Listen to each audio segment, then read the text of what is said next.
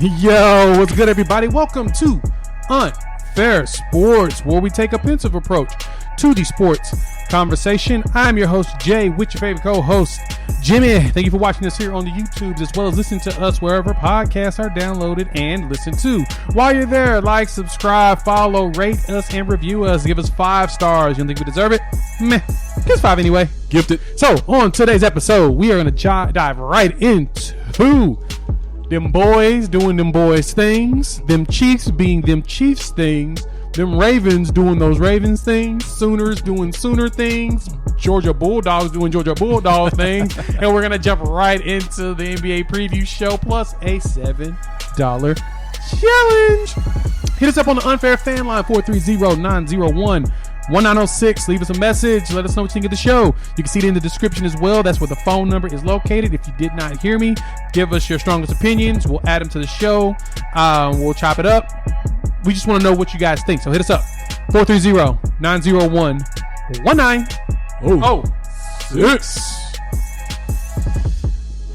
Jam Master Peanut Butter and J Sandwich. What it My do? God, what's going on?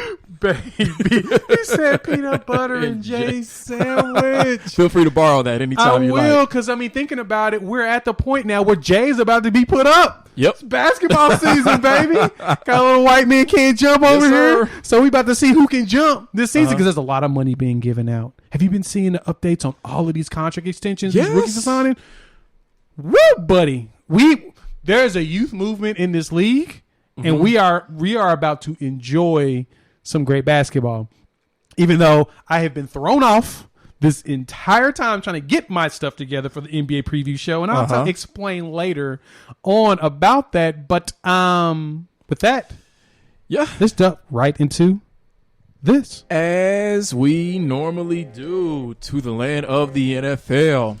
Biggest game of the week, one of the biggest games of the regular season. Jay, you had the Dallas Cowboys 4-1, looking like one of the best teams in football, headed to the dark side, Foxborough, to face Bill Belichick and the New England Patriots. The dark hood, Bill Belichick, and they come out with a 35-29 victory in overtime on a 35-yard touchdown pass from Dak to CeeDee Lamb. So, Jay, with that victory, Dallas goes to 5-1. And before this, Belichick had never lost to the Dallas Cowboys in his NFL coaching career. Did you know that? Really? That's a nice little nugget. Yeah. It's part of. I'll get to that a little bit later. But anyhow, they go away with a victory. So this Cowboys win against Bill Belichick. Is it fair or unfair to say that victory is a big deal? Oh, it's fair to say it is, because I forgot who mentioned this. I think it was Colin actually talked about this a little bit earlier today. But when you get to the playoffs, games are going to be closer. Closer scores, tighter situations. Defense are going to play tougher. A lot more evaluations going to be put in. You have a full season of tape to understand teams' tendencies. And so things get a lot more hectic when you get to the playoffs. You're going to have to squeak out wins like this. Squeaking out a win against a defensive mastermind like Belichick, that's a big deal. Dak was able to throw up those 445 yards against. The defense isn't that great, but they do always do enough to make you work for the points that you get. They made Dallas work for all of that. And that is what they need. And then the defense stepped up. Trayvon Diggs, Defensive Player of the Year. Write it down. It's period. Dog. Pick 6. Funny little nugget to add to this. You ready for it? Yes. Trayvon Diggs has more touchdowns than Stephon Diggs, his brother. Ooh, so at the next time they're at Thanksgiving dinner, it's probably still going to be the exact same story. He's just going to throw it at him. He won't be able to say nothing about it. There's nothing he can say. Nope. But no, he does. He has 2 pick sixes this year where Stephon Diggs only has 1. So the younger brother has more touchdowns, and it's just good to see that Dallas has a defense that, I'm not going to toot my own horn too much on this, but I saw coming from Dan Quinn and the way he does things. That, to me, their defense stepping up enough, even though they let the rookie quarterback didn't do that great. He had an okay game. Yeah. But they did a really good job of putting themselves in a position to help the offense win. That was a big deal. What you think? I think it was a big deal. I think when you face a Bill Belichick defense, you know that defense is going to be disciplined. They're going to be well coached. Generally, the game plan is going to be one that, like you said, makes you work. That's going to take away one of your favorite things to do, or maybe your top 2 favorite things to do that helps your offense to run efficiently. So, despite that, going into hostile territory in a playoff-like atmosphere for Dak Prescott against a top 5 secondary, for him to go for 445 yards and 3 touchdowns in Foxborough, that's saying a lot because nobody does that to Belichick. Even though last week, I know Davis Mills in Houston threw for over 300, but nobody does what Dak did, including and especially completely fooling the secondary to hit CeeDee Lamb for that walk-in, taunt you as I go in touchdown to win the game. It was between – so which one did you like the most this week? Going to throw in a different game into this one. Okay. The CeeDee Lamb taunt to the end zone or the Aaron Rodgers, I still own you? I'm going to go Aaron Rodgers. See, I was raised – my father – in the Barry Sanders school of touchdown celebrations, which is no celebration at all. You throw it to the ref, you go back to the sideline. So I'm not on that end of the spectrum like he was, but I'm not on the other end where you taunt your opponent going into. I think that's poor sportsmanship in a way. So I'm more middle groundish. What Aaron Rodgers did in his explanation was such that, he went for the touchdown, got it. And he said that, so he did his discount double check celebration. And he said when he looked into the stands, there was a Bears fan, probably as he's seen 1,000 times, giving him the double bird. So that's when he got up and said what he said. I can deal with that. I can do that, especially in the heat of the moment. Emotions are high. He just scored a big touchdown against a division rival. And he said he didn't remember exactly what he said. I probably won't remember what I said in that kind of a situation with my adrenaline through the roof. So I would go more Aaron Rodgers than CeeDee Lamb on that.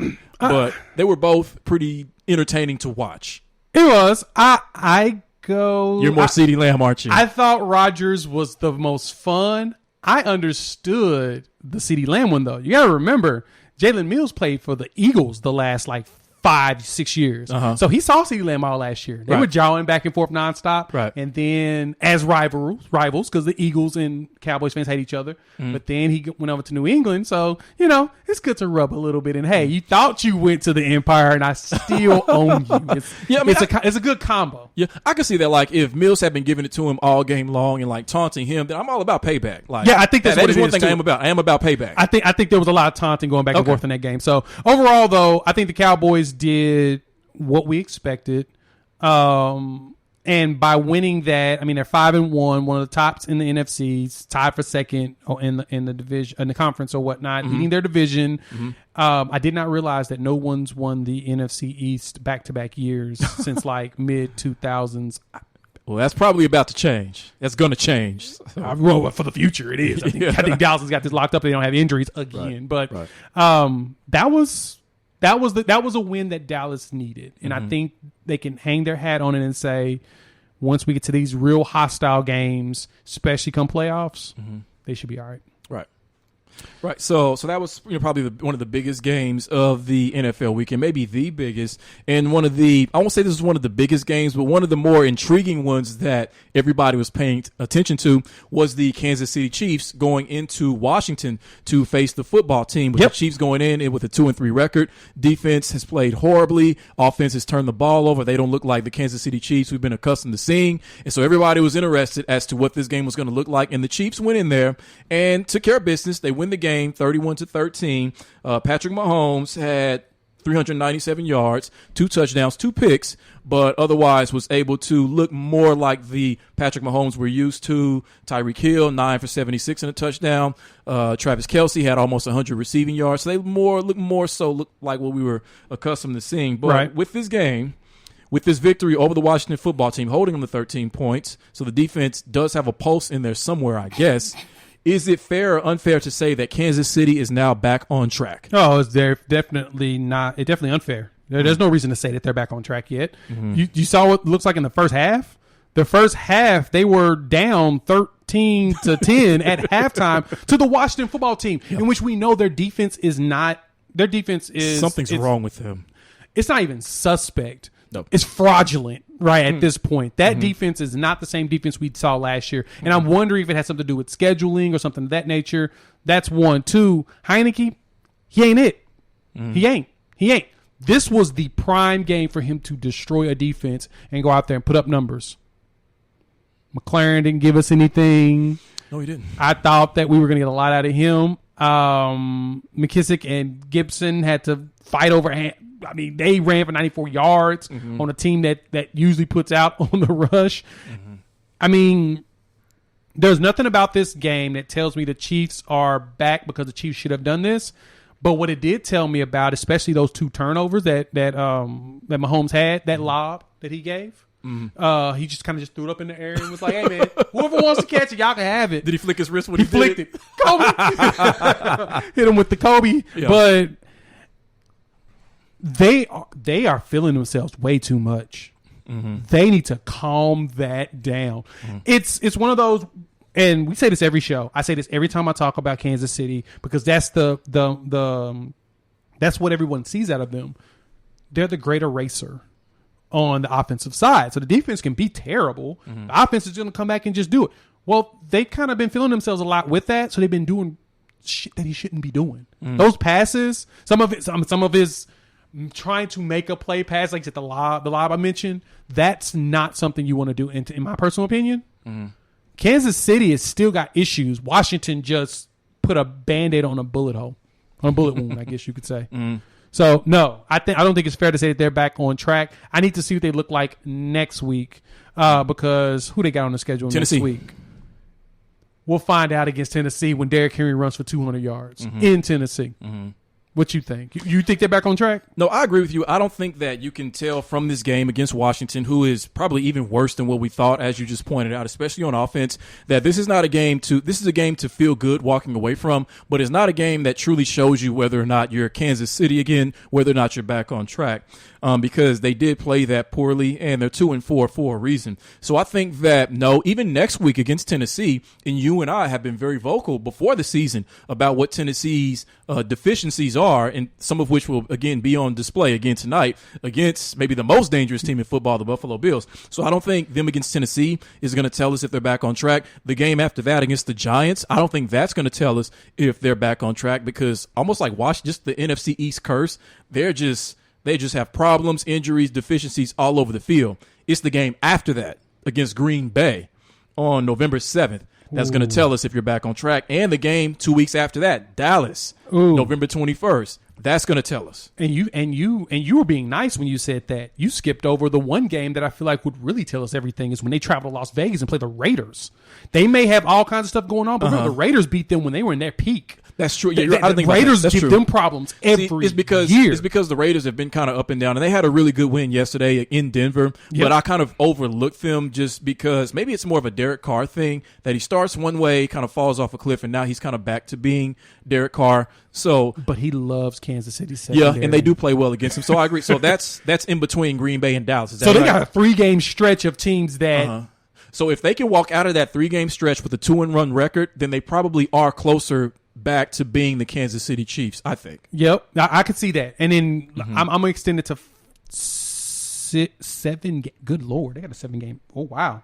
So you go from the Packers to traveling to Vegas, Dallas at the house, the Broncos at the house, which they've got some bumps that they're dealing with, but when they're on, they're on. The Raiders coming back to their house. So they got 3 home games, which is good. They travel to Los Angeles and play the Chargers. Who's already beaten them. And the Steelers come to their house, which defensively the Steelers are always something. Well, I mean, and you know, part of what this is the kind of schedule that a team who has been to the Super Bowl the last 2 seasons in a row needs to play. You're going to play, you don't need to have games against the Jacksonville Jaguars or a team like the New York Giants, even though they play them, you really don't need a lot of games like that, and that's not good. That's not good television anyway. Right. And then they got majority portions of the schedule already set where the divisions cross play each other all the time. So they're playing the NFC East, so they have that. But then those extra 2 or 3 games they add in, it's always that number one schedule, that number one team schedule that you get the next year for being really good. So, yeah, they've got some work. Here's what they got to do. They really need to work on this. Over these next 2 games against Tennessee and the Giants, they need to cut down on these turnovers. Oh, my God. Patrick Mahomes, as you just pointed out, lobbing interceptions to the secondary, and they had a fumble, so 3 turnovers total. You can't give 3 extra possessions to Dak Prescott or Aaron Rodgers. You are not going to win that game. So they got to do that. But in order to help fix that, they have to do what – it's weird to say this about the Kansas City Chiefs. We say this about other teams, and we're perfectly fine with it, but we're not used to saying what I'm about to say about the Kansas City Chiefs, and that's this. They need to run the ball more. Because Mahomes, he threw 47 times in this game. With what's been going on, you need to cut that down. At least 30 needs to be your floor. Maybe 35 to 38 or 39 needs to be the ceiling. And you need to give that ball more to Darrell Williams, who I think is a capable back. He's not Clyde Edwards-Helaire necessarily, but he did have 2 rushing touchdowns in this game. So they need to run the ball more, for that reason, in order to, in a sense, kind of protect Mahomes from himself just a little bit. And that will help them. Yeah, what I'm saying, I think that he's just feeling himself too much. Funny little nugget. So of course, Patrick Mahomes is second in the NFL in interceptions, right behind Zach Wilson, the rookie, 9 and 8. That's not a good thing for anyone to even say. At this point, Carson Wentz was leading the league in interceptions. Jimmy, how many interceptions do you think Carson Wentz got? I'm going to 6. 1. Oh, in that direction. Okay, I see what you mean. Yeah. Yeah. Right, but you see what I'm saying? Like, it's a complete polar opposite. So Mahomes needs to watch Carson Wentz film to learn how not to turn the ball away this year. No, it's just funny how the tide has turned to where he's in between basically all the rookies in the second years. It's Zach Wilson at 9, Patrick Mahomes at 8. Trevor Lawrence is tied with him with 8 interceptions. Joe Burrow's got 7 with Davis Mills, who has 7.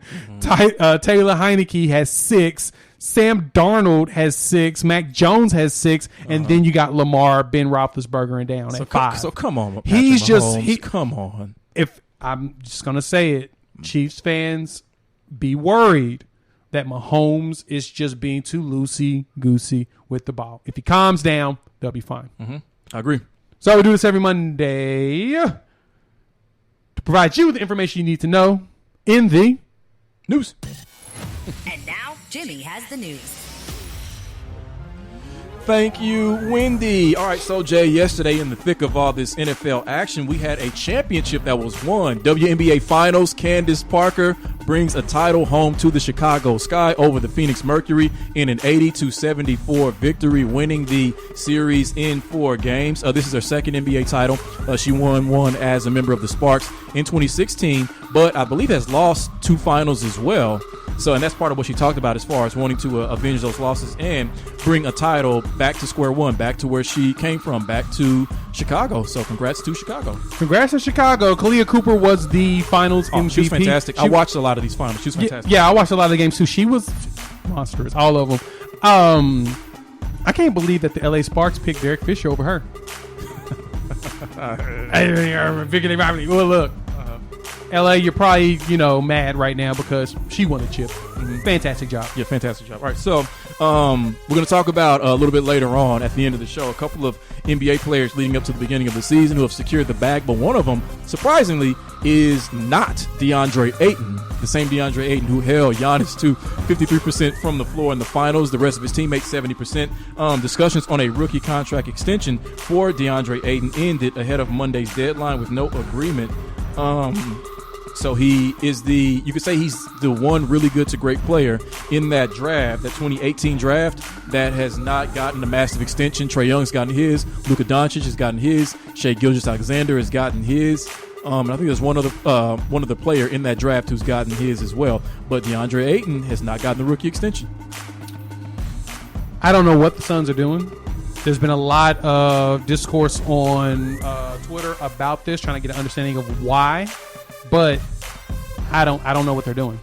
I don't know. I don't know what the Suns are doing. Yeah, they must not really believe in him. Michael Porter Jr. was the other guy I was trying to think of. I don't know if it's more so his old school style of play is what they envision themselves having as a part of the offense in years to come, or maybe there's a certain number that he wants to hit that they're not quite hitting, so the money isn't adding up in that regard, or maybe there's just some clauses within the contract that he doesn't agree with that they want in there. So I don't know what it is, but they need to get this done. This shouldn't be the last opportunity they have in order to get this done, even throughout the course of the season, right? I don't know how the NBA works as far as agreements, but we will see. I think he played well enough in the playoffs to deserve his money. They probably won't give him his money until next summer, but that does nothing but sour the relationship. They should have just got it done immediately. They gave other people their money. So anyway, right. All right. So Jay, I said before the show that you had some explaining to do. So can you explain to me why your Tennessee Volunteers fans acted like Philadelphia Eagles fans on Christmas, throwing everything, including the kitchen sink, at Lane Kiffin as he made his way back to Knoxville. Now, who won that game, by the way? Ole Miss won on the last play. Joe Milton, who was the original starter, had to come in because Hendon Hooker got hurt. Yeah. And he, instead of passing the ball down the field, he ran it out of bounds while the time expired. So I kind of see why he didn't start anymore. As far as the explanation goes. Yes, fans, Tennessee fan, explain yourselves. I'm surprised they didn't riot more. The calls were egregious most of the game. The spots were ridiculous. There was a spot that ended up being 4th down, and they had a ref that was 20 yards down call the spot and couldn't really see it as well as everyone else. He may have got a little bit better angle, but he couldn't have told us the exact spot, and it was ugly. And then, of course, Lane Kiffin was there. Yeah. We hate him. This is the first time seeing him in a long time. Right. We still hate his guts. Right. It was just terrible. So if it weren't for the officiating and the heartbreaking outcome of the game, do you think they would have thrown those types of things at No, Lane we Kiffin? wouldn't have seen any French's mustard out there or any Duke's mayo or pizza box, and Lane Kiffin wouldn't have got hit with a golf ball. A pizza box? Pizza box. No, so let's think about it. Nobody did anything to Lane Kiffin all game. It was just that moment when they started throwing something, they say, screw it, let's go hit Lane Kiffin in the head with a range ball. Is that it? Is it snooze? Lane Kiffin. That was Jimmy with the news. Thank you, Bob. Yeah, it was pretty egregious how the calls were going. But at the same time, fans don't do stuff like that. We'll forget about it in a week, so it's really not that big of a deal anymore. NFL action. Of course, fantastic. Appreciate y'all tuning in here on the YouTube channel. Make sure you like, subscribe, share. Sharing is caring. And then hit us up on the Unfair Fan Line, 430-901-1906. So, Jimmy, the Ravens, quote, the Ravens nevermore. Or Baltimore. Quote, the Ravens, Baltimore. They went out there and cooked the Los Angeles Chargers 34-6. The numbers themselves were not super impressive. It was just the fact that they held it down, Jimmy, the entire game, from the time of possession being 38-21 in the game to the Chargers only being able to muster up 208 points. So, Jimmy, I got a question for you. Is it fair to say that the NFL and opposing teams have now figured out the Baltimore Ravens? I think it is fair to say that. It is fair to say that they have figured it out and that they have figured out that there is nothing they can do to stop it at this time. Because, in this game, I think what makes this so crushing for the rest of the NFL and what really puts them on notice is that now what Baltimore has shown you really within these last 2 weeks is that they can beat you 4 different ways.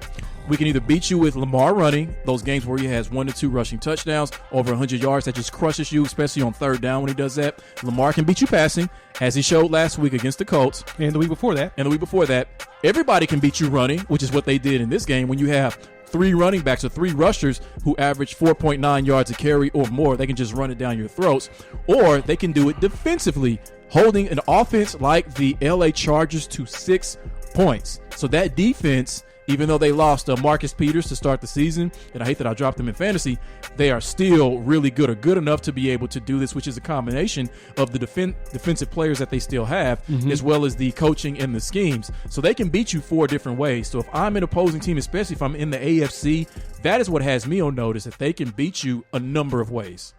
Oh, yeah. I'm 100% there with you, too. That is the first thing I thought. Yes, the NFL has figured out the Ravens. They have figured out that there's nothing you can figure out about them. They figured out that they can beat you in a multitude of ways. They figured out when things come together in the most critical games, they do it. Because, perfect example, that Colts game. Everyone said, they ate up a Colts defense that was depleted and it was a bunch of practice squad guys. Good point. Lamar threw 400 and something yards against a defense that was pretty depleted because of injuries come second half. Yeah. Then he went up against his Chargers defense, which has been questionable for like the last 20 years, but they've had a solid season to start. Yeah.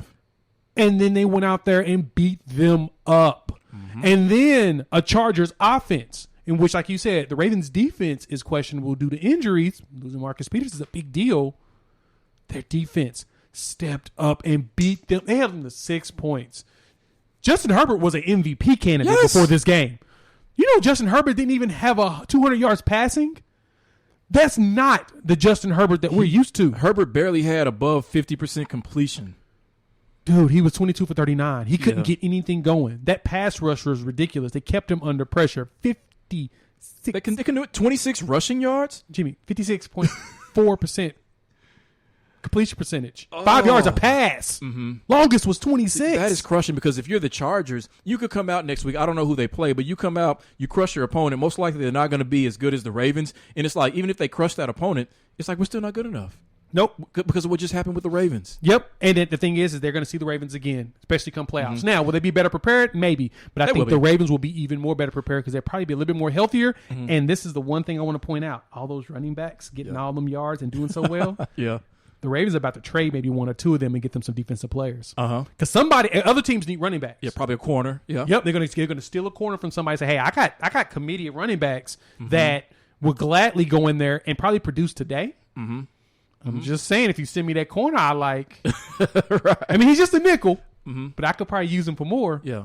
No, you know what was good about the running backs and what makes them even more of a bargaining chip is that they all, speaking of chips, all have a chip on their shoulder. All have been overlooked. Tyson Williams, you've been overlooked. Well, you barely drafted. Devontae Freeman, they said you were finished. Le'Veon Bell, they said you were finished. Latavius Murray, they didn't want to pay you. Latavius Murray, they said you were finished.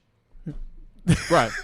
They've got it. I didn't even think about that. Now, I do have one worry, though, about Baltimore. Just one worry. I'm worried that this team is peaking too early.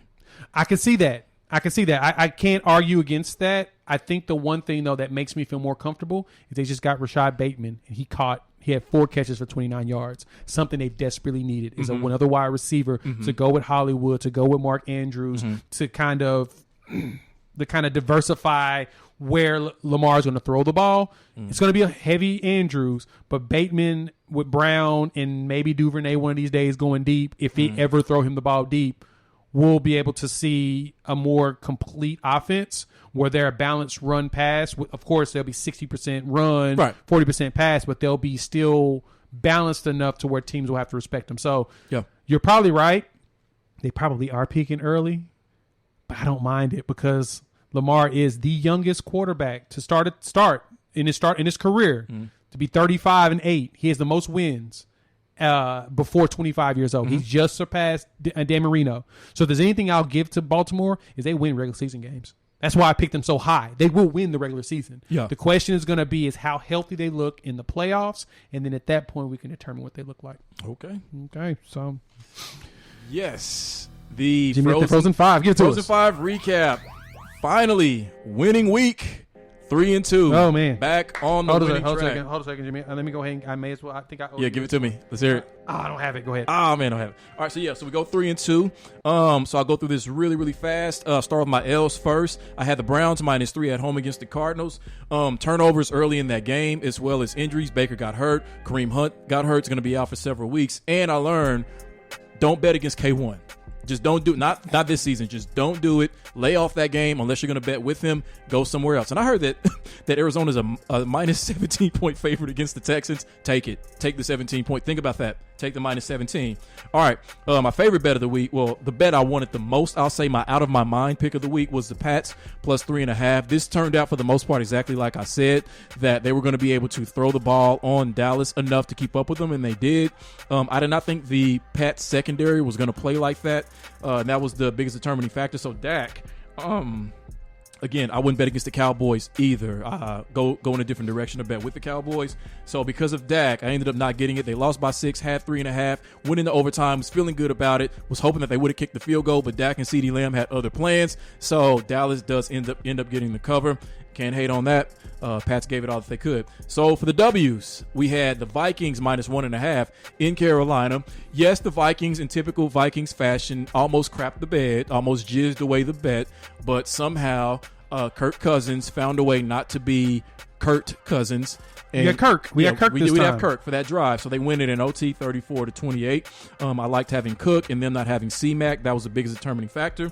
We just talked about the Ravens over the Chargers. I had them at -3. Loved this bet all week. I did not think they were going to do that to them. I was thinking more 26-20, 27-22, but they destroyed them. I'll take it. We get the W there. And the last one, we have the Colts -10 at home against the Texans. I knew that people were going to be betting on the Texans because they pushed the Patriots so hard last week, and they just watched the Colts lose on Monday night, so I knew that there was value in this -10.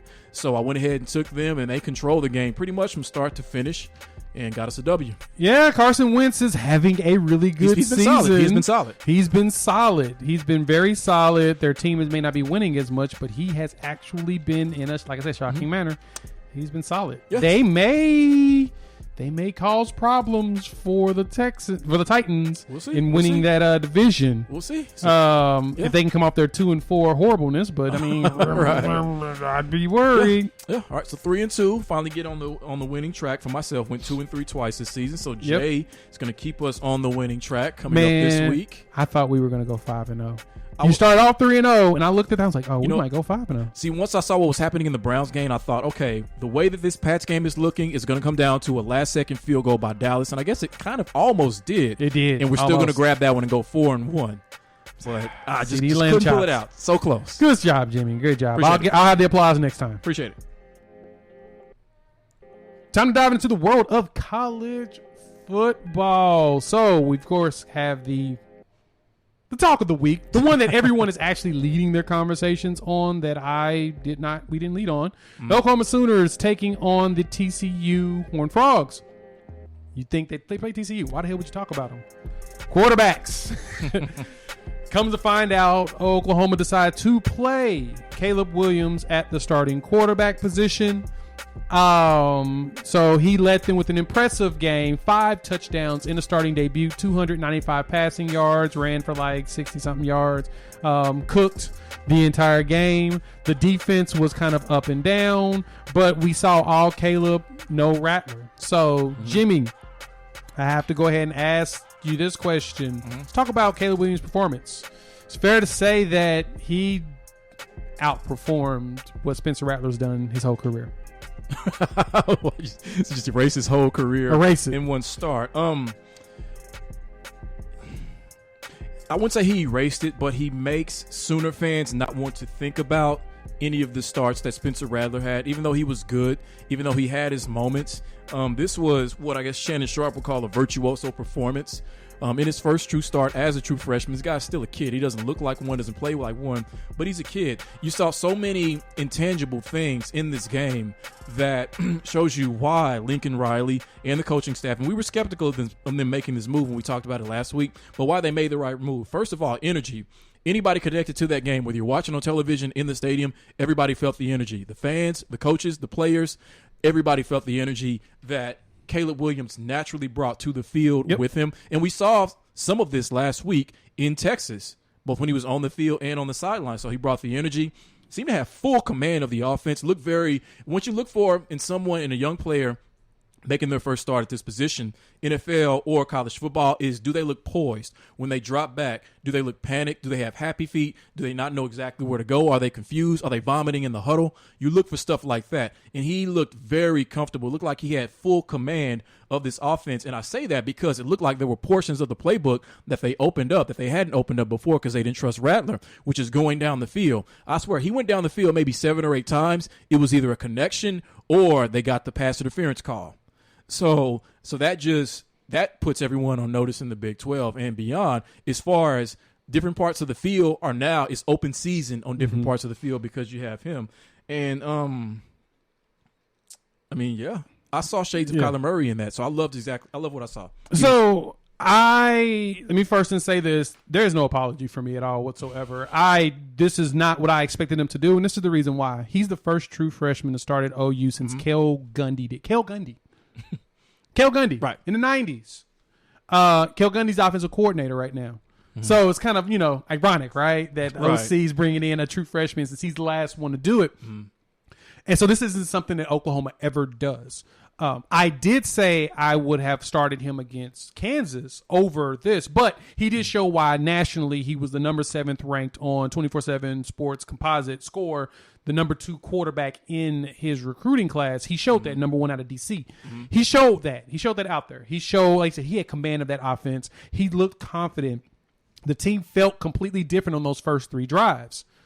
Then he did the things that I was afraid of. Those long passes were awesome. They were all underthrown. That's not good, especially if you have secondary that's prepared for that. his receivers had to stop to catch them. Those were touchdowns. Usually, and to be honest, if it was Spencer Rattler, those were touchdowns. The problem is with Rattler when he was out there, the receivers weren't getting that type of separation. And I think the different dynamic that Caleb brings in is that you can't just blitz. Because if you blitz, what's he going to do? Scramble away from it, get set, launch that thing, or he's going to run it. But he's showing that he's more – it's funny. He shows more of a and now don't – I'm not going this far. I want y'all to – yeah. I want you to hear me out when I finish this. He had some reminders. It reminded me a little bit of like Lamar Jackson, except for he didn't scramble or he's not as agile. What he was doing was, and also shades of Kyler Murray, he would scramble to pass it. Yes. He scrambled more to pass it and get people open. So that's where teams have to actually respect him in the backfield. They can't blitz. And we said this even when he came in against Texas. That was the dynamic I totally appreciated about him coming into the game, is that he made defenses have to change the way they do things. And TCU had to change it up. Now, OU's defense didn't look as quality as it has been, but they still played a good game, in my opinion. OU's offense got back to what they used to do, which was score fast as hell, nonstop. And so the defense never gets a rest. Also, I forgot this, is that the OU defense has like 5 set people in the secondary down. So like all the vets, Woody Washington, and there's a long list of the secondary. They're playing freshmen, true freshmen, redshirt freshmen, sophomores out in the secondary, so they don't even have the veterans out yet. Right. When they come back later in the season, that defense is going to be stupid. But besides that, I loved what I saw out of Caleb, and I'm glad that Lincoln Riley's the head coach, and I'm not, that he decided to start him. It made sense. The good thing for them, too, is that Spencer Rattler's not leaving. So if Caleb does have a struggle game, which I can see that happening against Baylor in Baylor, I think Kansas will be an easy one. And Texas Tech is actually not bad. They're 4-2 this year, but they'll probably beat them up in Norman. But that Baylor game is going to be some work. So is Iowa State. And then, oh, my God, Bedlam's probably going to be against the number 2 versus the number 3 team in the country. We hope so. Because Oklahoma State's Yeah. Undefeated. They've also got 3 wins against top 25 teams, something that only Georgia has. And so Oklahoma's going to be going up against them in Stillwater in a very hostile environment. I'm going to have to go ahead and buy me some Bedlam tickets now. I think I'm going to have to go ahead and go out there for Thanksgiving weekend. Why not? I think it'd be worth it. Yes. Just go ahead and splurge. Yep. But anyway, no, I did enjoy his performance. Like I said, I'm not going to apologize to anybody in regards to my analysis the last time, because I felt like we were right.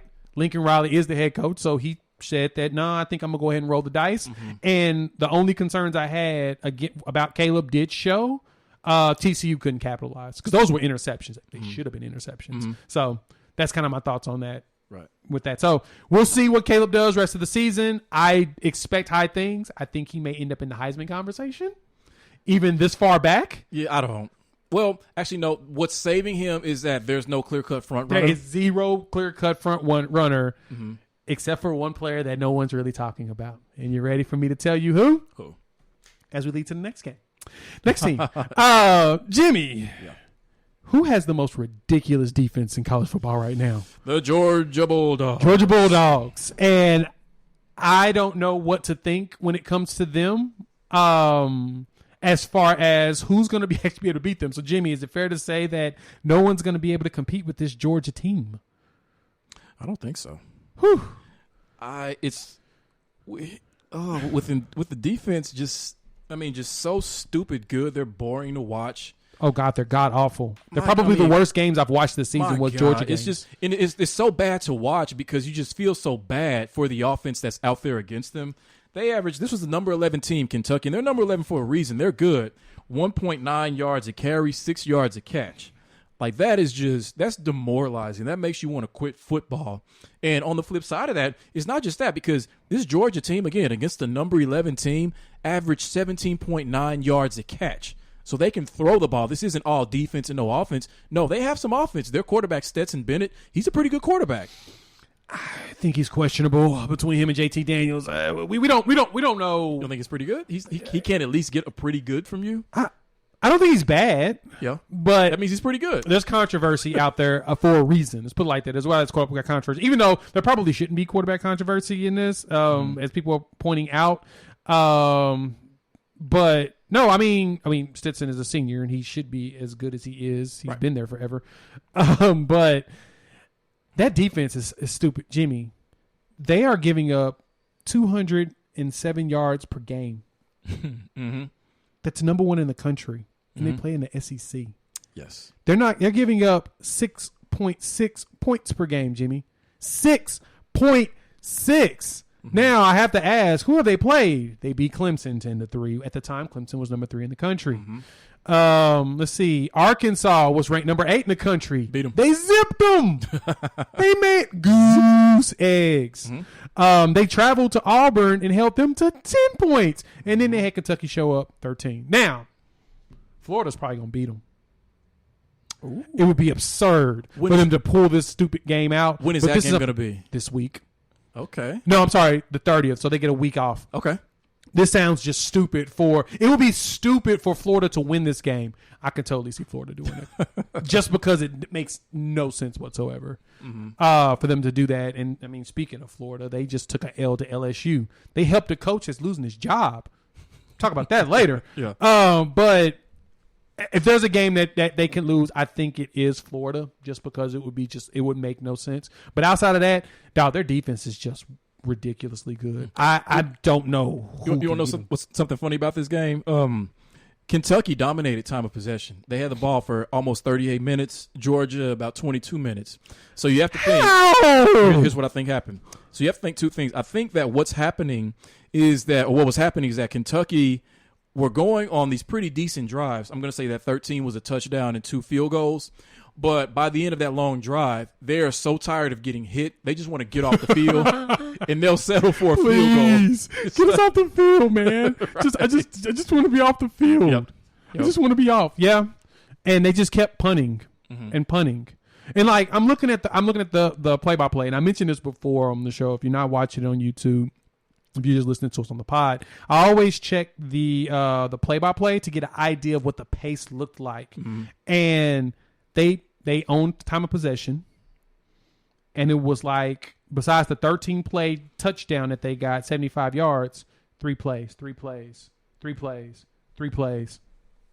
9 plays, missed field goal, 22 plays at the end of the game for a touchdown in the second quarter. It was they literally just was in and out, and that tells you something about, like you said, that Georgia defense. They just kept beating them. Right. Take that. So, Georgia defense, is it beatable?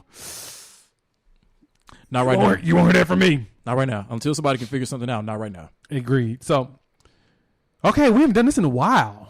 It's been maybe a month and a half since we pulled this out.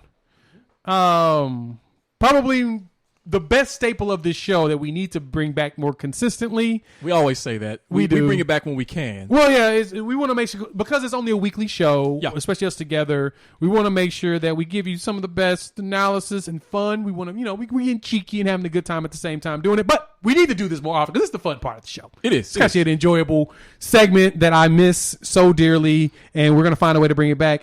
It is the $7 challenge. Jimmy's got questions. Which, let me ask you this, though, because you know how it comes. Jay's got answers. Yeah, that was terrible. You did well. It's the $7 challenge.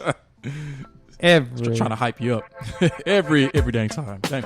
All right, so $7 challenge, Jay. Going into the NBA season, we are going to play, and I think we did some version of this a couple of years ago. We did. We're going to call this, who do I play for again? Oh, God. So I'm going to give you, we've had big name free agents, obviously, move or get traded. Russ, Kyle Lowry, DeMar DeRozan, Lonzo, Kemba Walker. But there have been some lesser known free agents who will have an impact on the team.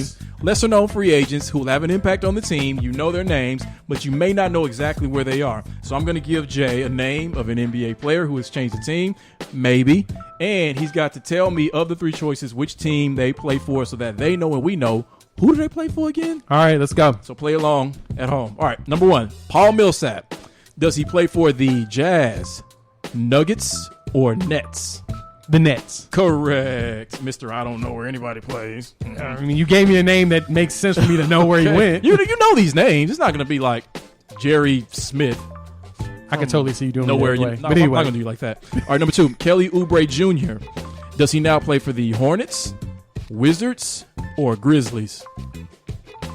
Hornets. Correct. Yes. And he's on the trailer for NBA 2K22. Number 3, Alex Caruso of Lakers champion. Does he play for the Mavs, the Bulls, or the Suns? Bulls. Correct. You're so full of crap. So full of crap. Number 4, Ricky Rubio. Does he play for the Kings, Cavs, or Pacers? Now, this one I have absolutely no clue, so I'm going to give my best guess. You said the Kings, the Cavs, or the Pacers. Correct. I feel like they would be stupid enough for him to go here. I'm going to say the Cavs. Correct. Yes. 4-0 winning week. Winning. All right, let's give you number 5. Number 5, Uncle Jeff Green. Does he play for the Nuggets, the Mavs, or the Nets? He left the Nets. I do know that much. And everyone pointed out how it was a bad move for the Nets to let him go. I don't feel like he went to Dallas. I feel like Denver stole him. But it could be... You know what? Screw it. The Nuggets. Correct. Yes! Uncle Jeff is a Nugget. Number 6, Otto Porter Jr. Oh, God. Is he with the Pacers, Spurs, or the Warriors? Otto Porter Jr. He's not a Spur, because I would have known that. You said Pacers and who? Warriors. He's a Warrior. Correct. Uh-oh. Here we go. See if I can get 7 in a row. 7 in a row. Here we go. All right. Next one. Tristan Thompson. Tristan Thompson. Is he with the Kings, Raptors, or Clippers? I do remember this. He's a king. Correct. 7-0. 7-0. Repeats itself. Man. Got a couple of bonuses. You want to see if you can hit those? Sure, too? let's go. All right. Andre Drummond. Lakers, Pelicans, or Sixers? Sixers. Correct. And last one, Eric Bledsoe. Mavs, Clippers, or Suns? He went back home to the Clippers. Correct. Woo! Okay, so I have to be honest. Uh-huh. The reason why I knew all of those Yes. is because a few weeks ago, well, I remember Otto Porter going there because they said he has a higher 3-point percentage than Klay Thompson. So people are trying to say they have the best, actually, than Kevin Durant. So they're saying this is the best 3-point shooting team that the that the Warriors have ever had. And it was laughable, Right. and all of that. Kelly Oubre, I figured out who his agent is, and based upon research for a class project, it's like, it's Kelly Oubre's in Charlotte. Okay. And then a few others, it was random things that I remember. Alex Caruso. There's the pictures of him going against Jordan on Twitter. And so they're saying that Jordan's handing the mantle over to Alex Caruso. There's been some funny jokes. There's been a lot of jokes around all of these players that you mentioned. So I really do appreciate you actually being respectful for me when it comes to this game. Good deal. Wow, that is impressive. That's the energy and excitement we need going into the NBA preview show. So get excited. Be happy. Yep, be excited. You're on So, top of things. Exactly. As he just mentioned, it's time to talk NBA. We're going to do our NBA preview show. We do this every year. We do this for every major sport. We do this for NBA and NFL. This one is the best, though. This is Jimmy's favorite. I've Yes. always been more of an NFL guy as far as the previews go. But and I talked about this at the beginning, what made it so tough for me. This is weird. This is our first 82-game season in the NBA in 2 years. This is the first time the NBA is going to start on time in 2 years. Well, correction, that it's going to start on time since last year, but actually potentially finish it like normal in 2 years. Because last time, of course, the coronavirus hit in March, the world shut down that week in 2020. So it's been weird trying to figure out everything for the NBA. We've had a lot of player movement. This has been a very big movement summer, I guess you could say. Some big names, big acquisitions. The mighty powers that be have been growing their arsenal of athletes. One's really, really old and one's middle-aged. So, I mean, technically you could consider them middle-aged. So there's so much that's happened in the NBA. That's what's made it so tough to put this stuff together. So we're going to start off and just go ahead and just dive right into the good stuff. Well, but before we do that, give me this. What would you say are your 1 or 2 top storylines going into the season? Okay, so top storylines. One is, can the Nets do it without Kyrie? Mm-hmm. And where is Ben Simmons going to end up? And is he actually going to play for Philadelphia before he gets shipped out? I agree. That was my number 2. Kyrie was my number 2. What happens with him? And Ben Simmons is number 3. I feel like he's in a Deshaun Watson type situation where he just may be lingering around or asked not to come in, and just this whole thing is just going to drag out. We hate to see that, but it does happen. I don't think it's going to be that. I mean, he's practicing right now. I just saw pictures of him playing Deshaun Watson. drills. Deshaun Watson was practicing too. I think that Ben's going to actually play games because they want to prove to people that he's worth all of the picks that they ask for. Because it's an absurd amount of picks. Like I didn't divulge too far into the Ben Simmons situation or the Kyrie situation for multiple reasons. But real quick, Ben's situation is not really his fault. This is more on Philly. And I respect Ben Simmons for doing the one thing he said he was going to do. He said he wasn't coming to training camp. He didn't say he wasn't reporting to the team after training camp. He just said he wasn't reporting for training camp. He didn't report to training camp. He's there now. Right. So I respect that he actually finished that part, and then he still went back there, like he says, because he basically said, I didn't say I wasn't showing up for the season. I said I wasn't showing up for training camp, so they can try to trade me. They didn't, so I'm here now. Right. So he missed that part. Kyrie, hey man, I don't know if y'all actually think y'all understand what Kyrie's thinking, because ain't none of us ever understood anything coming out of that man's brain. So stop trying to pretend like you know, because none of us do. He's the voiceless. He's the voice of the voiceless, and he ain't speaking. So that's basically my entire interpretation of his whole scenario. So now, Jimmy, let's go into it. You give me what you give me. My number 1, the Lakers. Is it the Lakers geriatric experiment, and it's going to blow up in their face, or is it the Lakers geriatric experience? Meaning that, and Tom Brady, your boy, Tom Brady, our boy, said this. He said, they were talking about why I want to retire. Right. Tom Brady said, why would I retire now when I have all the answers to the test?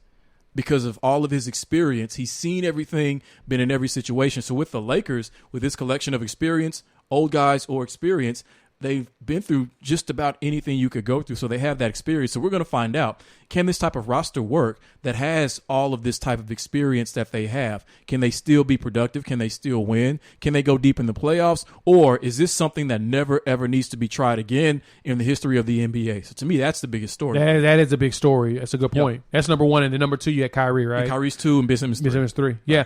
You know what? I had the Lakers 3rd out of mine. I just didn't feel like, but you made a compelling argument for me to move them up, because that does make sense. That is a interesting look. So yeah. Okay, now without further ado, we're going to jump into our preview. Let's go ahead. What we're going to do is we're going to talk about playoff seedings, who we feel like is going to be 1 through 8 in each conference. We'll do the conference finals, NBA finals, who the chip's going to go to, and then we'll go through the awards. So, Jimmy, I will let you lead off with the Eastern Conference. All right, Eastern Conference, we're going to go 11-1. 11 or first team, let's say, out of the play-in is going to be the Pistons. I think Cade Cunningham is going to have that type of effect on the team, and I really like the pieces that this young Pistons team has. In about 3 or 4 years, they might be arriving, but they're going to be the first ones out. Number 10 is going to be the Wizards. How's that chemistry going to look around Bradley Beal with Spencer Dinwiddie and half the Lakers roster that they traded in order to get Russell Westbrook? So that's at 10. At 9, you have the Hornets. Exciting on offense. I'm not sure about their defense. I need to dig into that a little bit,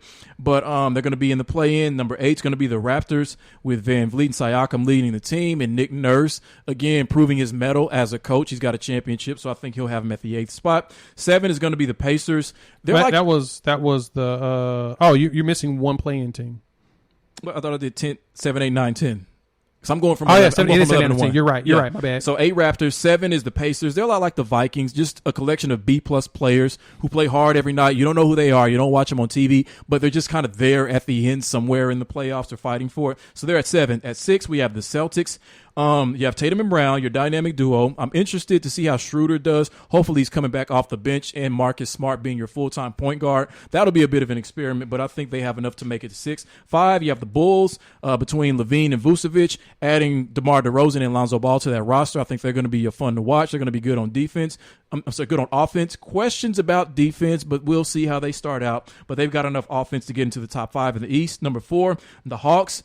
Now you're not going to surprise anybody. Now the target is on your back. So let's see just how good and how tough you are. They're at the 4 spot. 3, the Heat. They come back with Kyle Lowry, extra leadership. Lowry and Butler are going to make sure that Tyler Hero is on his game because he was not last season, too much into the life, too much into the fame. Still have Bam Adebayo, still have the right coach, still have those pieces. So they're going to be there at 3. 2, with or without Kyrie, you're going to have the Nets at 2. Patty Mills, one of the most underrated pickups this offseason. His leadership, his maturity, his effect on the locker room, his ability to run that offense, even coming off the bench. Huge pickup. Love Patty Mills.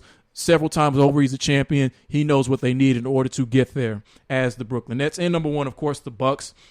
Still the Kings, still full of confidence, and still have, you would say, a solid playoff big 3. They're not a regular season big 3, but they proved last year when the lights come on in the playoffs that Chris Middleton and Drew Holiday can play at an all-star level to go along with all-world Giannis. So the Bucks are going to be there at 1. Wow. Yes.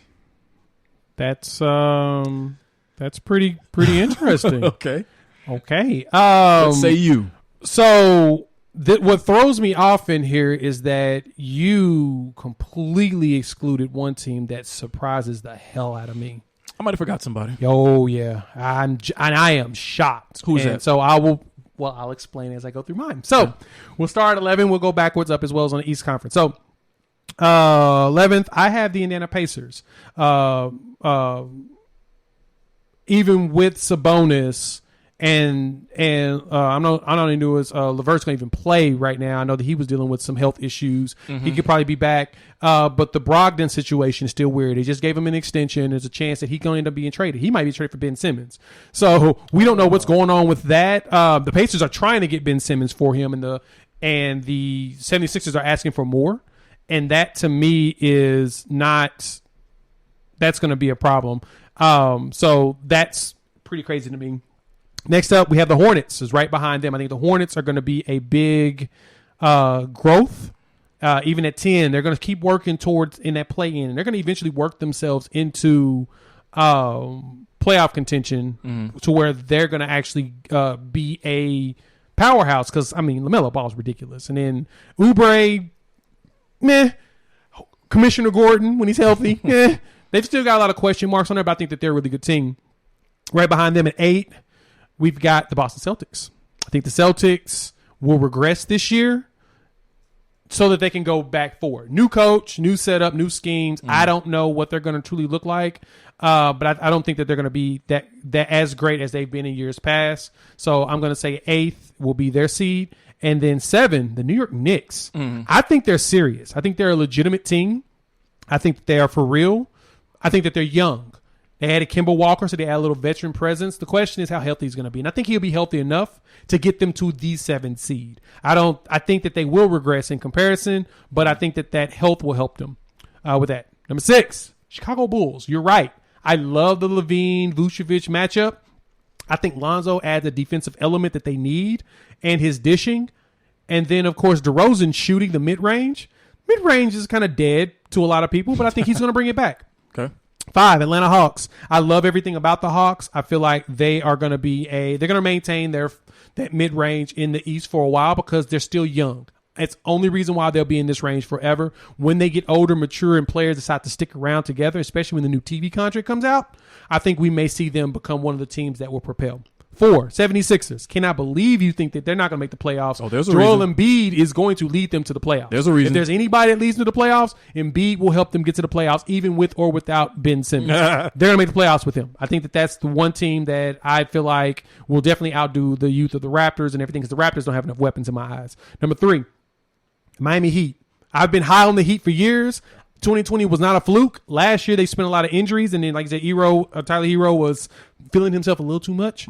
But adding Kyle Lowry, leadership out there at the point, him with Bam Adebayo and Jimmy Butler, yeah, they're going to do enough to be grinded out, get them at least to a 3 seed because they're grinding. Number 2, I struggled with my 2-1s for 2 reasons. So I got the Nets and then the Bucks. I'm asking the question to myself, do the Bucks care about the regular season? I went ahead and put them at 1 because they won the championship. So now they may try to go for the best record again. But last year they didn't have the best record. They had the third record, and they didn't really. One of those. Why do you care? Like regular season, do what you need to do, get a top 3 seed, then beat everybody's butt in the playoffs. Rest up. So that was where I was kind of mixing up between the two, but. I'm gonna go ahead and say Nets 2, Bucks 1. I would say with the Bucks, I think they are motivated because they know that they're going to meet the Nets at some point in the playoffs, and they want that Game 7 to be on their own home court this time. I can see that. To escape away, just Kevin Durant shoe length away. I mean, that's lucky. They're not going to have that happen 2 years in a row, so I think they won it for that reason. The Sixers, I left them out just based on the fact that, assuming that Ben Simmons wasn't going to be there, if they do have him on the court for a substantial period of time, yeah, I mean, they can be top 10, top 8. They'll go to the playoffs, right. But I don't think that they will. I do like Tyrese Maxey, who I think would take over as the point guard. I've never really been high on Tobias Harris. He gives you 20 points, and that's about it. And then Joel Embiid, I don't trust his health. I don't trust his maturity. I don't trust his leadership. I don't trust how difficult things are going to be for him. He doesn't even realize it yet without Ben Simmons. One problem will be fixed in the sense of their clash on the court, but that's going to create several other problems, especially on the defensive end. The Knicks, now them I could put at an 8, 9, or 10 spot, but I feel like that team is too Julius Randle dependent, and I think they got exposed a little bit by the Hawks in the playoffs. I don't think anybody fears them. I think Kemba Walker is solid, but has injury issues, and there's nobody else on that team unless an R.J. Barrett was to propel himself into being a 20 to 22 point per game average type player. But I just don't buy the Knicks. I didn't really think of them when I made this list, and that's for a reason. Them and the 76ers, they have problems that I think once those problems become activated, they're going to be out of a playoff spot. Okay. Yep. So, all right, let's go to the West. I'll let you lead us off again. All right. So the West, going from 11 to 1 once more. 11, I'm going to say the Oklahoma City Thunder because I'll do it for you, Thunder fans, because Josh Giddey, he is a bona fide playmaker as long as they start him. I think that they're just going to miss the playoffs. They're going to be better than people think. And we've seen them do this. They tend to do this where they have a season where they're better than people think, just like the season in the bubble. But that's a CP3 effect or whatever. But he is a playmaker a lot like CP3. Young as hell, so he's going to need years in order to get better, to get to where he can be an all-star caliber player. But I think they're going to be better than most people think. But still not good enough to get into the playoffs, but barely missed. So that's 11. At 10, this might surprise you, the Blazers. Dame already has 1 foot out of the door, and there is absolutely nothing they did in the offseason that helped them to get better, which is what they were afraid of, which is what Dame was afraid of. Chauncey Billups, like Chauncey Billups a lot, rookie head coach, though. It's got a lot to learn, so I think they're going to be in the play-in at 10. 9 is going to be the Pelicans. I don't like that Zion is hurt, but he will be there eventually. They trade for Jonas Valanciunas, and you have Brandon Ingram, so that gives you one of the best front courts in the NBA once all 3 of those guys are on the court together. And Devontae Graham, who comes over from the Hornets, I believe, I think is a solid player as well. He just scary Terry Rozier kind of played him out of Charlotte. Yeah. It happens. And then you got LaMelo Ball, so yeah. Right, so I think he'll be solid. 8, we have the Grizzlies. Ja Morant will continue to evolve, but I think he needs much more help. 7, we have the Mavericks. Same question as the Blazers. How did you, personnel-wise, get better in the offseason? So, yeah, you still have MVP candidate Luka Doncic, but you have Jason Kidd, who can't call him a rookie head coach, but with a bit of a checkered coaching past, he gets his, third opportunity to see if he can produce a perennial winner. So there I've got questions with that, but they're at 7. At 6, you have the Nuggets. No Jay Murray. I just don't see them being able to be anything higher than the 6th seed without Jay Murray. I know Jokic is the MVP, the reigning MVP, but I don't think that that's going to be enough in order to win consistently enough as they typically have done when they have Jamal Murray. At 5, we have the Clippers. The only reason that they're not 3 or 4 is because no Kawhi. Who knows if we'll get him this season? We hope so. But that's the only reason why. But they're still going to be a solid team. I think they made great strides in the playoffs, and it did a lot for Paul George's confidence in himself to be the number 1 option, to be the leader of that team. So I'm going to put them at 5. At 4, We have the Lakers. They're going to struggle out of the gate, but what's going to save them is that they essentially have 3 coaches. You have Frank Vogel, LeBron James, and Rajon Rondo, so they're going to outthink a lot of opponents. They have to because of the age of this roster, so they'll come in at 4. At 3, we have the Warriors making their way back up. They're going to get Klay, not to start the season, but eventually after about maybe a month and a half, they're going to get him back. You have 2 rookies who can score. It's full steam ahead. This team is ready to go, so I've got them at 3. At 2, the Jazz, just because the Jazz love the regular season more than any team in the NBA. So they treat the regular season like it is the playoffs, and then they have nothing left to give in the playoffs. So they're going to come in at 2. And then at 1, you have the Suns. They're same as last playoffs. There really are no deficiencies with this team just on paper. Now, if you come up against a Bucks team or a Nets team, certain things get exposed, but they've got everything. You got leadership, you got threes, you have athletes, you have a big man, you have a walking basket in Devin Booker. So I think this season they're going to want to get that 1 seed because they were a 2 seed last year. Is that right? So they're going to want the 1 this year, so they're going to get it as long as CP3 stays healthy. And he's starting to change that narrative a little bit that he's always injured because he's changed the way he eats, prepares, etc. He still gets nicked up, but he doesn't get out for an extended period of time. So that is the number 1 seed in the West, Suns. Not bad. So I'm not too far from you when it comes to a lot of those. So let me jump into that. Starting at the bottom, I didn't do 11. I do 10. Okay. Straight to the play-in. So the play-ins, Minnesota Timberwolves. They're going to shock everybody. I think they're going to be a surprisingly decent team. I hope so. I mean, the front office and everything, there's a lot of crap that's going on there, and it's throwing everybody off. But I think they're going to rally together, rally around Cat, and they're going to do enough to get themselves at least to the play-in, just so that he can ask for a trade right afterwards, because there's absolutely no reason for him to stay with that team. There's nothing about that team is appealing to even be around, besides his friend, D'Angelo Russell. But they added Patrick Beverly, and I think that he defensively will get everybody going. Anthony Edwards is fun to watch. Love him. So they should be able to make something happen playoff-wise, get to the play-in. 9. The Grizzlies.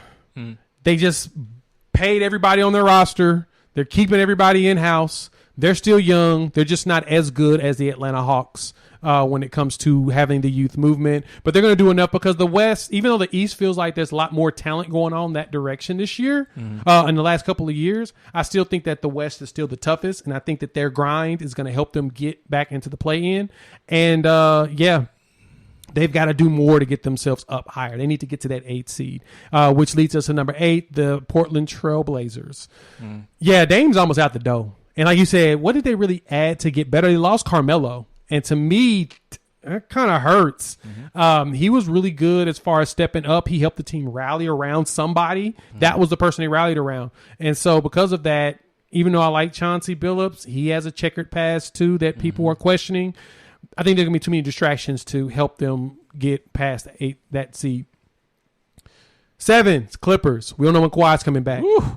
Paul George can do enough to get them at least a 7 seed. I actually think he can get them up higher, but they are playing in the West, and the West is going to be a heavyweight fight every night. It's going to be a heavyweight fight every night, trying to get themselves up there. But PG is going to have to be a number 1.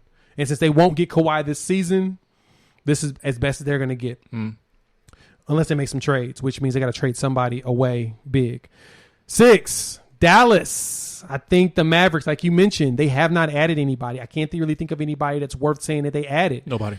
So because of that, they'll hover around the 6 seed. Luka's going to do the Luka things, and they're going to try and get themselves matched up with probably Phoenix or somebody that they hope that they could try to push around and get a potential win out of. But I don't think it's going to work. Luka's going to get worn down by the time the end of the season hits, James Harden style, and they'll be done. 5, I think, is going to be the Warriors. Without Clay, I don't think that they go any higher than this. Otto Porter was a good ad because he statistically does shoot threes very well, and he shoots enough to where those numbers actually matter. They need Clay back. When they get Clay back, they got to get rid of Andrew Wiggins because he ain't helping. But we'll see what they look like long term. I got vaccinated for nothing? Exactly. Ship them out. Ship them out. 4, the Nuggets. Yes, I think the Jamal Murray piece is a key storyline for the year, but I think Michael Porter Jr. shows us why he's worth the money that he's getting paid now. Right. I think Jamal Murray has been stunting the growth of Michael Porter Jr., and it's only because Jamal Murray is good enough that they need to keep the ball in his hands, and Michael Porter Jr. does need to step back and be the third. I think that he's going to step up and be more, and then Aaron Gordon's going to be himself. He'll be a contributor like he always is. 3, I think it's going to be the Phoenix Suns. With you. The Suns need that number 1 seed. I don't think they get it. Right. Injuries are going to hit, and it's going to slow them down. And then all the stuff that's going around DeAndre Ayton not getting that extension is going to start a problem. There's going to be issues. There's going to be distractions around them not paying that man, and he's going to say something, and people are going to start seeing that that's a problem. Number 2, Lakers. The Lakers need home court advantage. They desperately need it, and they're going to have to figure out a way to get there. Even with the age, as much as you want them to rest, LeBron's going to play 82 games. Russ is going to play 82 games. Melo's going to play 72 games at least, if not more. They need – Anthony Davis is going to find a way to play 82 games. They need the number 1 seed. They won't get it because it's going to go to the Utah Jazz. They actually care about it. That's their thing. That's their bag. They're going to get that number 1 seed in the playoffs and the best defensive team out there. And then as soon as they get to the playoffs, they're going to get schemed out to where they can't even play Rudy Gobert. Right. Like they do every year. So that is my setup. Okay. So Nice. let's move on into conference championships. Yes. I'm kind of curious to who you have. Who we got going to the title? All right, so Eastern Conference Finals, I went chalk. I'm going to go Nets versus Bucks because it'll be set up since I have them as the 1 and the 2. Then they'll be able to meet perfectly in the Eastern Conference Finals, and that's when we want this. I don't want this in the second round. I want this in the final round of the Eastern Conference. So I have the Nets meeting the Bucks, and in the Western Conference, I've got the Lakers meeting the Warriors. Ooh. Because, and you actually kind of helped me a little bit as far as the turmoil that could become of the Phoenix Suns. And they've got a target on their back, too, now. They're not going to sneak up on anybody. Oh, yeah. They're going to get everybody's best game. And I talked up CP3's health, but I think that was for the regular season. When we get to the playoffs, because he barely made it through the playoffs last year, I'm not sure he's going to make it through the playoffs this year. Yeah, he had a couple of injuries, and that right there was it. So, no, I'm with you on that. Yeah. So Lakers, Warriors, and then Nets, Bucks. You? I'm similar to you. I'm going chalk. I've got the Bucks and the Nets. I told y'all last year this. I told you last year that I was going to have the Nets eliminated in the second round because I knew health-wise it was not going to work out. It just doesn't. It's just kind of how things are. Kyrie's out. They will plan to not have Kyrie. Patty Mills is probably one of the biggest pickups in the playoff in the offseason. Now, you're right. I think that leadership that he has, his ability to play, can help them get to this point. And they're going to place the Bucks, who's going to do what they do best, make it right back there. I would actually say that if the Bucks saw the Heat in the second round this year, they lose to the Heat again. But they're going to luck out because the number 1 seed, they won't see the Heat. It'll be the Nets playing the Heat, and I don't think that the Heat can match up against the Nets. No. Healthy. We just got to see what the health looks like for the Nets. But a healthy Nets, there's no reason why they don't make it to the East Conference Finals. Western, I have the Lakers as well. Because I think that LeBron and them are going to find a way. They got Westbrook to do the most of the playmaking, most of the work, and they just kind of can coast it. And then they come in and hit them with the hammer at the end of games. Against the Nuggets. Will they have Jamal Murray back by then? Maybe. And that's what I'm banking on. I'm banking on Jamal Murray coming back around this time. If Jamal Murray does show up around here, which is possible, not a guarantee, possibility.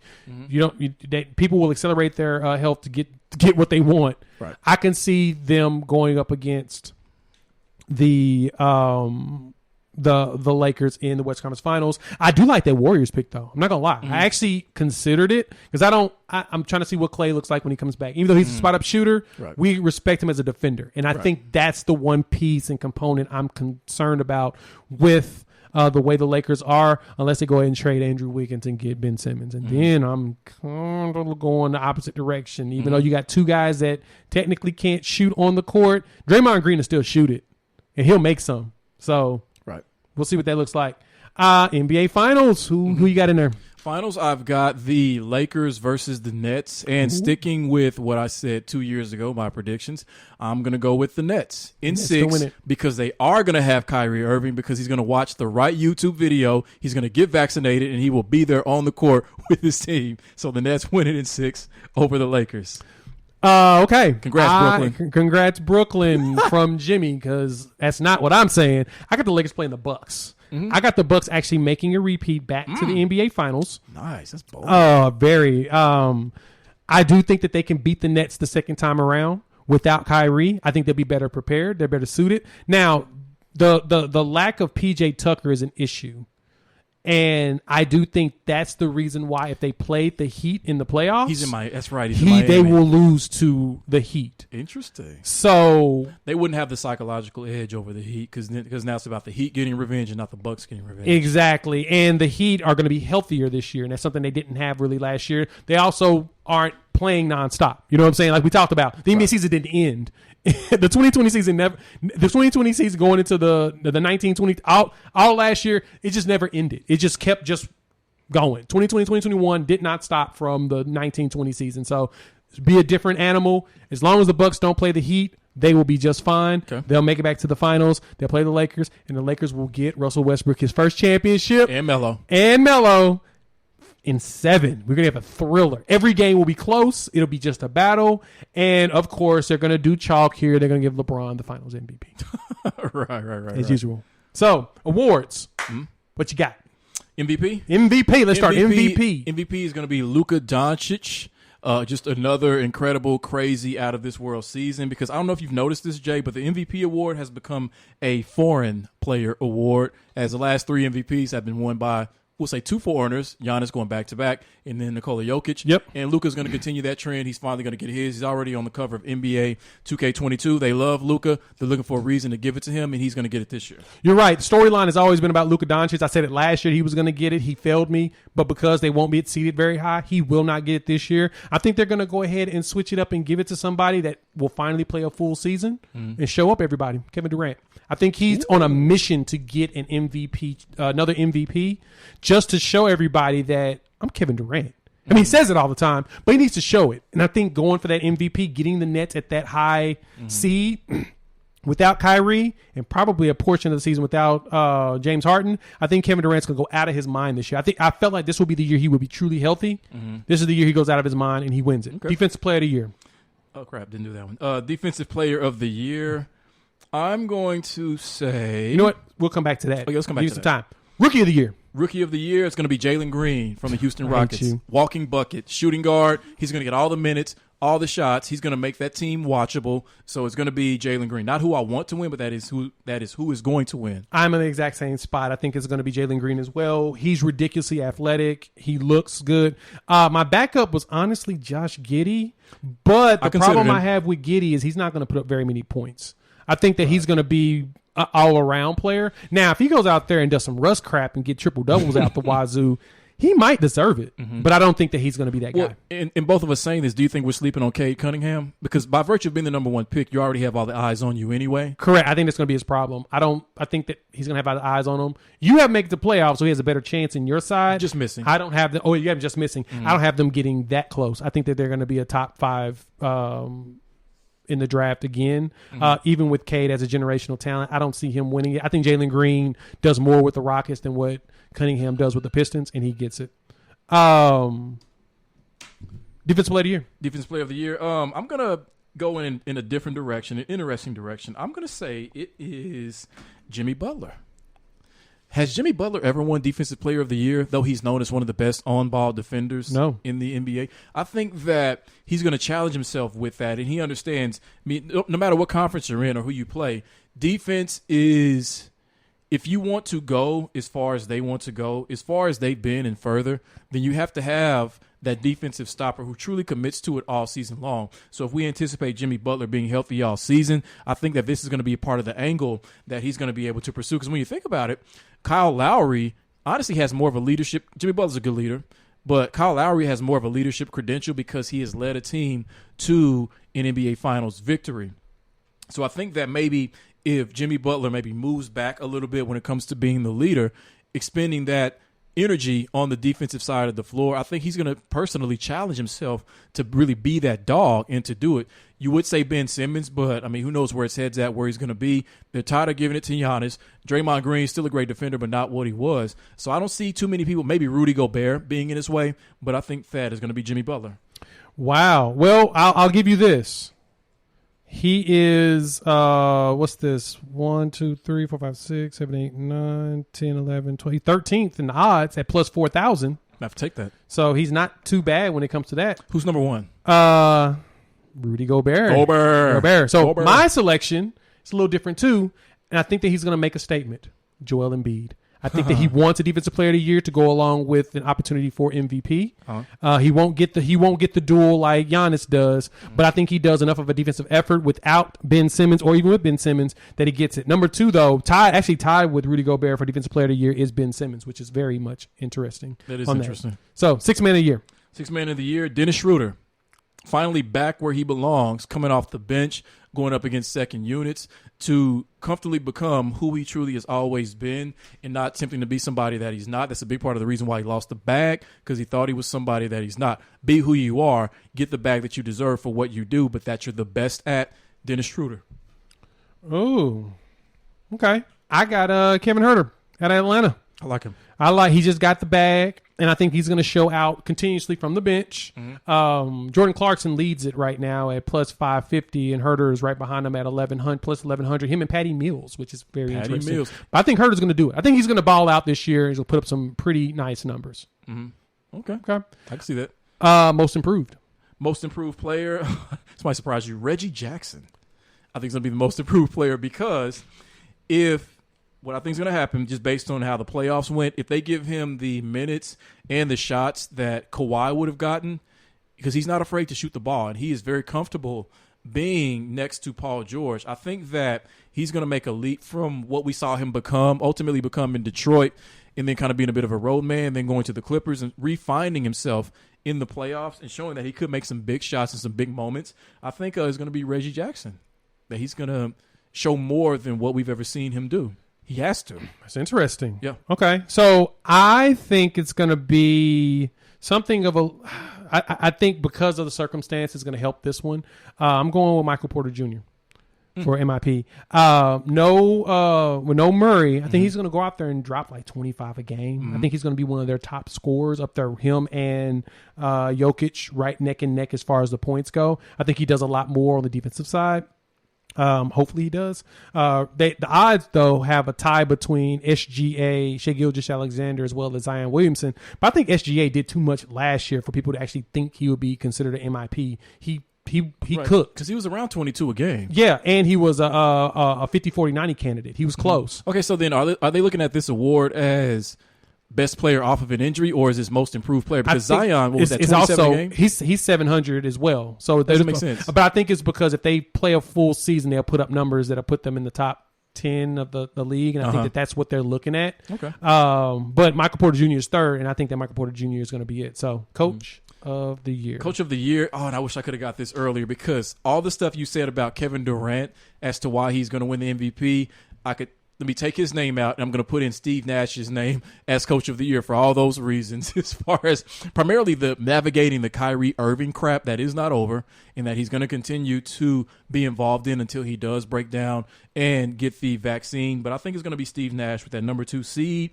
With him, again, this is a NBA Sports Writers Award, so he's got a lot of positive equity just as a player. He does. And people like him. Yeah, and now it's Coach. Yeah, very likable. He's got commercials and everything, so it's going to be Steve Nash. I'm going to throw a curveball at you, and he's actually third ranked on here. Steve Nash is number 1 with Eric Spoelstra right behind him. But number 3, Billy Donovan. I knew you were going to say that. The Chicago Bull, that roster. I love that roster. I think it feels like a more unselfish roster than we're used to when it comes to like a team, people teaming up. It feels so unselfish, and I feel like Billy Donovan can do a good job of getting them in the right mindset to go out there and win some games. So I'm giving it to Billy Donovan. Dope. That's good. Good. I know you so well. Yeah, I knew you were going to say you didn't know nothing. You know nothing. All right, so Jimmy is on. Is that it? That's everything, right, on NBA? That's it. NBA preview. Perfect. NBA preview. So on the editing room floor. Quickly. Ed Orgeron, championship winning coach of the LSU Tigers just not long ago at all, is not going to return to the team for the 21-22 season amidst losing, amidst scandals and things within the program, both on the field and off the practice field. He is not going to be back. Nope, he's not. And it's funny. I was reading some of the articles on it. So he had women come into practices who would interfere. His girlfriends would, because he got a divorce right after he won a championship, and he was the most powerful man in Louisiana. So that's a little worrisome if you're going out there and as soon as you win a championship, you get divorced, and now you're a wild man. And he's got pictures, boy. So for those that think that it's a wild thing that they did that, it makes sense because they've got a lot of going on at LSU. And I feel bad for the person that takes this job because they're going to get fired within 3 years and the next person comes in is going to win. There's a really great article in The Athletic that I read yesterday about this. Explains everything. And at the end of it, you're like, yeah, he needed to go. Yeah, Brody Miller, I think, is the one that wrote it, and it was a very good article. So what else? All right, so we talked about some bags that weren't secured earlier, but we have 2 that were secured. Now, this hurts. One Phoenix Sun did get paid, not DeAndre Ayton, though, as we said. Mikal Bridges signed a 4-year, $90 million rookie contract extension, as well as Jaren Jackson Jr. of the Memphis Grizzlies signed a 4-year, $105 million rookie extension as well. So people are getting paid, just not DeAndre Ayton. Yep, and it tells me that the Suns, they've got to be going to trade him or something. I mean, something's got to be here. Something's got to give. Mm-hmm. I don't know. I don't understand why you wouldn't pay the guy that was pretty instrumental in your playoff run. But at the same we'll time, find out more. Like you, there's something else going on. There's something going on. If what you said is true, we're going to find out what it is. There's something going on. Somebody's going to leak it. A lot of drama. All right. So lastly, shout outs to Lamar Jackson. The Louisville Cardinals have decided to retire his number 8 jersey, which he wore when he played there. He will join Johnny Unitas as the only players in school history to have their number retired. And there's kind of a really cool video. I think I saw this on ESPN where they did. He was expecting like some sort of a different interview, and it actually ended up being like his former coach, former guys that he played with, administrators within the organization. So it was really cool to see his reaction to that, as well as the knowledge that he's going to have his jersey retired. So, you know, the more we see him perform and just wow us, feels good that they're recognizing him in this way. Jimmy, him and Johnny Unitas are the only ones. Johnny U at Louisville. Mm-hmm. That's beautiful. That's beautiful. Okay. Well, we appreciate y'all joining us as usual here on Unfair Sports. A lot longer episode. 5-hour show. So, right, as we go through the previews and everything. So thank you for checking us out here on YouTube as well as wherever podcasts are downloaded and listened to. So while you're there, make sure you rate us and review us and give us 5 stars. You think we deserve it? Meh. Give us 5 anyway. And gift it. So, for Mike, Bob, and Wendy, thank you so much for sticking around for this super long episode. For your favorite co-host, Jimmy, we'll have of course, OSU Fantasy Report later this week. I'm going to give you guys my hierarchy of NFL power rankings. So, expect that on the YouTube channel. Your Frozen 5, where can they get that? Same places? Oh, same places. Everything will be on the YouTube channel, wherever podcasts download this into. I'll actually put up videos this time for my Frozen 5. It was a crazy last week, but this week, I'm actually open, so everything is going down. So keep your eyes open for all of that. And so with that, we'll chop it up with a few days. Peace.